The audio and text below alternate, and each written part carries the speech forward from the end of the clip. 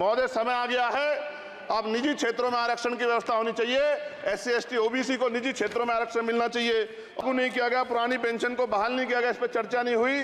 देश में मनरेगा समेत न्यूनतम मजदूरी की दर 700 रुपए होनी चाहिए। समान काम समान वेतन पॉलिसी लागू होनी चाहिए।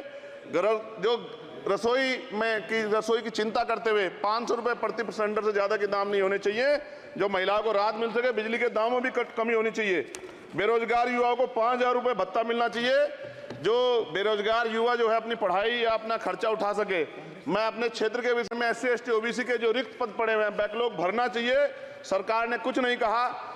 ये कैसी विश्व की 5वीं अर्थव्यवस्था है जिसमें आज भी SC ST पे अत्याचार हो रहा है, महिलाओं के साथ रेप हत्या हो रही है। NCRB का डाटा पढ़ेंगे तो खून के आंसू रोने पड़ेंगे। युवा बेरोजगार है, सड़कों पे 80 करोड़ लोगों को 5 किलो राशन में जीवन यापन करना पड़ रहा है। जो बजट ऐसे स्तर पे आशा आंगनबाड़ी, भोजन माता, ग्राम सेवक, PRD जवान, होमगार्डों के मानदेय में बढ़ोतरी नहीं हुई है।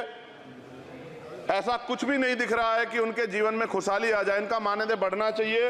विधवा, वृद्धा, विकलांग पेंशन प्रत्येक महीने 500 रुपए से बढ़ाकर 5000 रुपए की जानी चाहिए, क्योंकि महंगाई बढ़ रही है। देश में प्रधानमंत्री जन कल्याण योजना के तहत SC ST OBC और मुस्लिम को कितने घर दिए गए, इसका कोई आंकड़ा सरकार के पास नहीं है। देश में हमारी नीतियां गरीबों के पक्ष में भी होनी चाहिए। जातिगत जनगणना SC ST OBC यानी कि जो बहुजन समाज के लिए आज जीवन मरण का प्रश्न है, इसके बारे में कोई बात बजट में नहीं की गई है। इसके बाद जनसंख्या के अनुपात में बहुजन समाज को सभी क्षेत्रों में हिस्सेदारी मिलनी चाहिए, तभी बाबा साहब अम्बेडकर का जो सपना है समतामूलक समाज का, वो पूरा होगा।